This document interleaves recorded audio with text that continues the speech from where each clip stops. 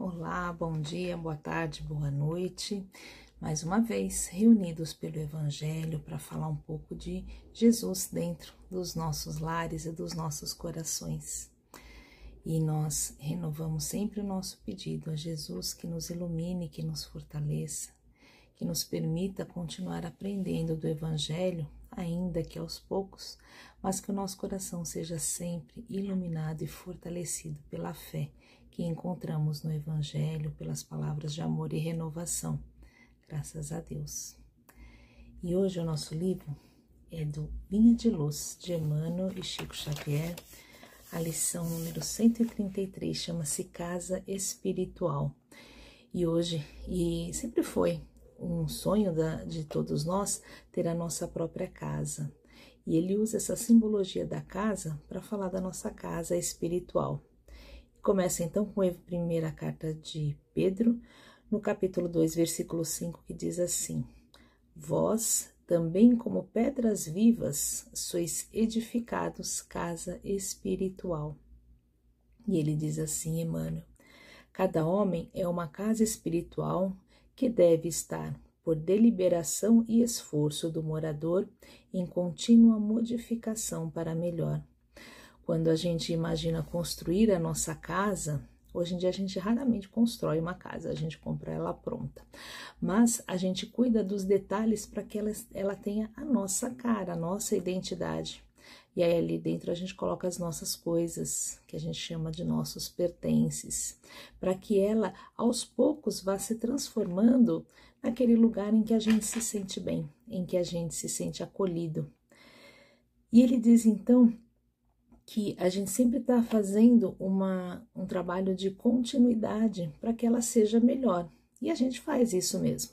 A gente limpa a nossa casa, ajeita, a gente troca um móvel, a gente abre um outro ambiente, a gente prepara ela para crescer e receber mais gente dentro de casa, no caso dos filhos. E tanto quanto possível, ainda que muito humilde, a gente vai ajeitando ela para ficar do nosso jeito.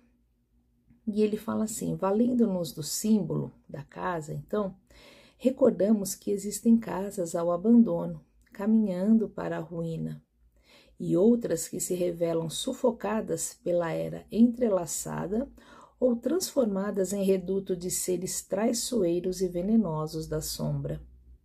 Aparecem, de quando em quando, edificações relaxadas, cujos inquilinos jamais se animam a remover o lixo desprezível, e observam-se as moradias fantasiosas que ostentam fachada soberba com indisfarçável desorganização interior, tanto quanto as que se encontram penhoradas por hipotecas de grande vulto, sendo justo acrescentar que são raras as residências completamente livres, em constante renovação para melhor.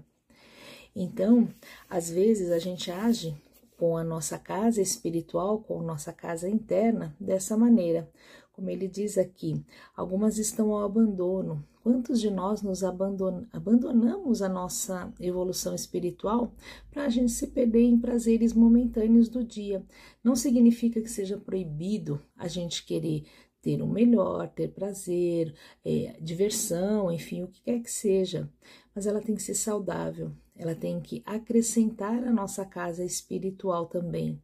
Não existe diversão, prazeres sem compromissos e sem também as consequências futuras. Então nós precisamos pensar como organizar essa nossa casa interna.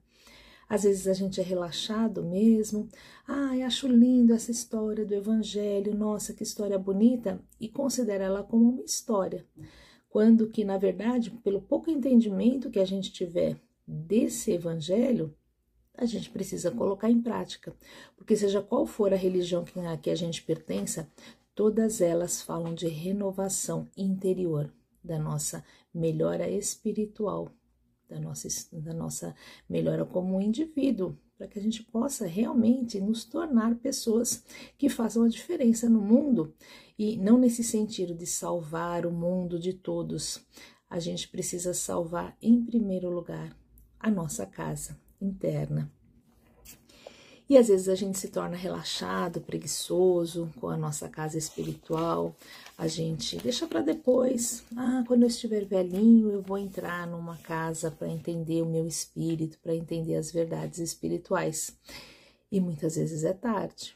E muitas vezes nossa casa espiritual precisa do nosso trabalho enquanto jovens cheios de energia, para que lá adiante nós sejamos casas espirituais mais velhas, mas com alguma sabedoria, porque não é a idade que traz a sabedoria, é a experiência.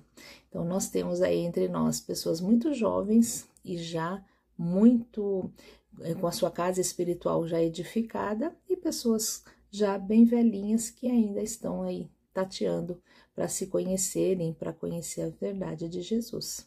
Então, idade não é sabedoria. E ele diz assim: o aprendiz do Evangelho precisa, pois, refletir nas palavras de Simão Pedro, porque a lição de Jesus não deve ser tomada apenas como carícia embaladora, e sim por material de construção e reconstrução da reforma integral da casa íntima. É difícil encontrar alguém que não leia, até as pessoas que não acreditam em religião, não acreditam em Deus nem nada, dificilmente alguém vai ler o Evangelho, o Novo Testamento, e dizer ali que só falam bobagens, que não tem nada a ver.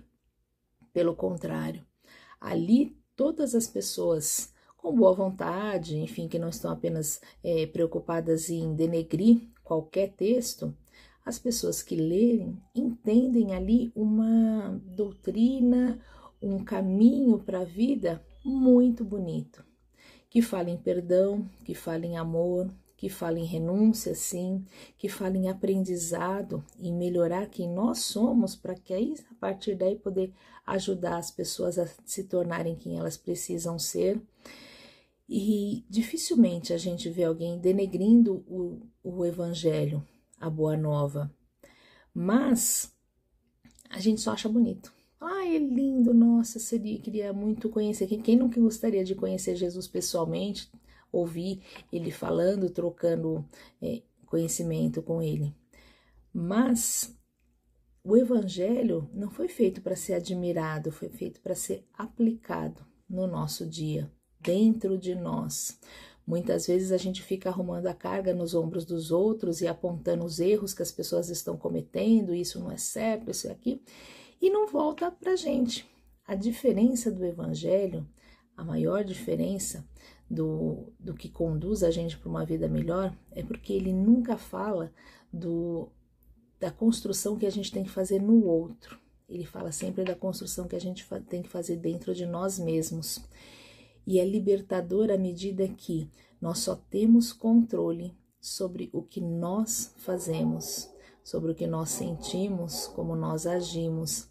Então, o Evangelho é um livro de leitura interior. A gente precisa usar ele para modificar primeiro a gente.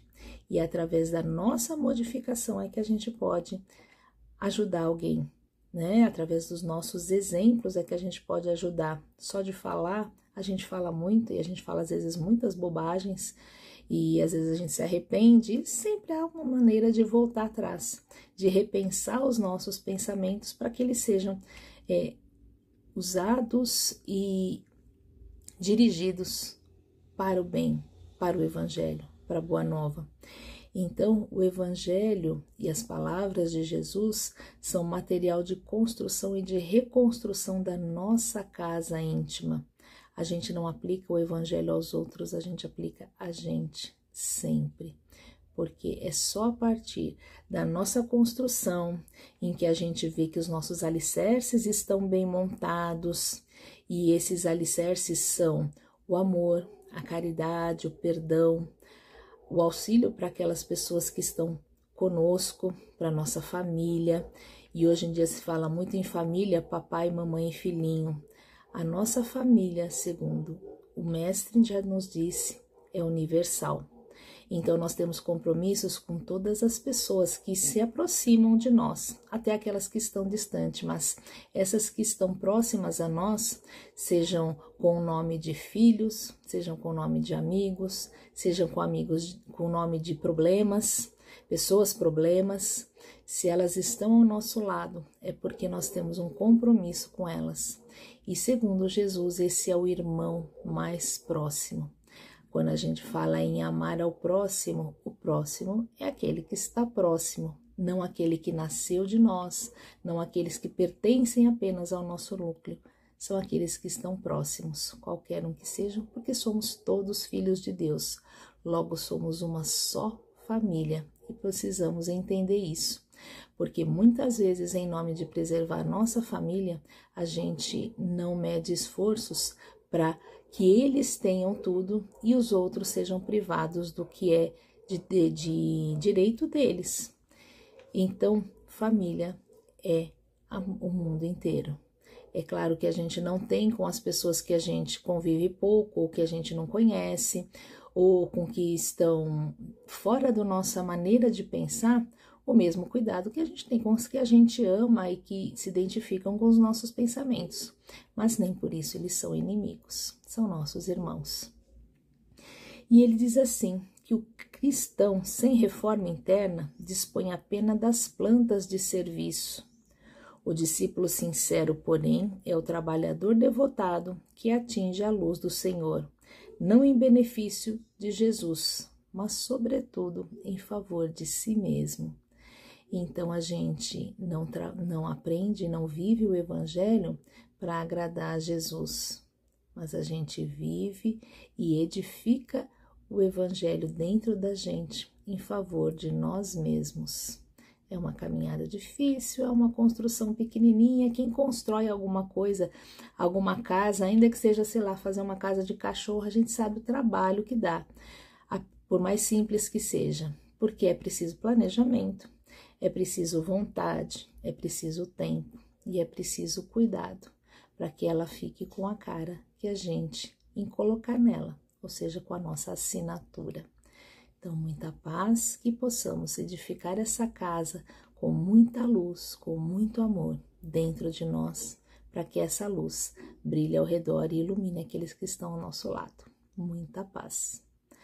E a gente faz as nossas vibrações, mentalizando luz, paz e equilíbrio para todo o nosso planeta Terra, para o nosso Brasil, para os nossos amiguinhos, os nossos irmãozinhos em dificuldade, nos leitos de hospitais, nos seus lares, com doenças do corpo ou da alma, que eles sejam envolvidos nos nossos pensamentos de luz, de amor e de fé.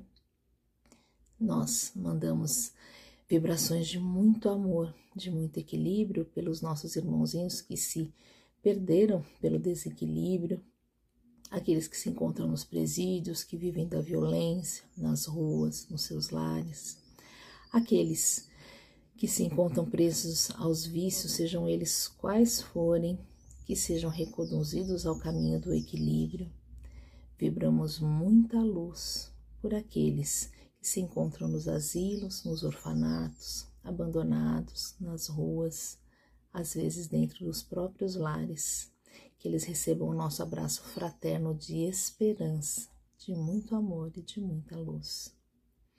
E vibramos pelos nossos lares nesse momento, pedindo que os nossos irmãozinhos do alto entrem e iluminem cada recanto, renovando as nossas energias daqueles que estão ao nosso redor, os nossos queridos e, sobretudo, aqueles que temos dificuldade de entendimento.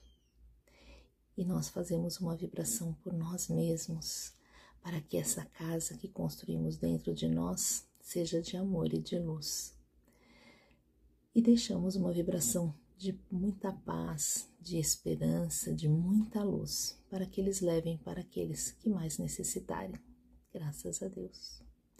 E encerrando mais um Evangelho, rogando a Jesus que ilumine os nossos pensamentos nessa caminhada, que possamos a cada tijolinho que colocarmos na nossa casa espiritual, sermos gratos por todas as bênçãos que recebemos, que possamos agradecer a Jesus sempre por estar conosco e que nos ajude, nos fortaleça nessa caminhada. Graças a Deus.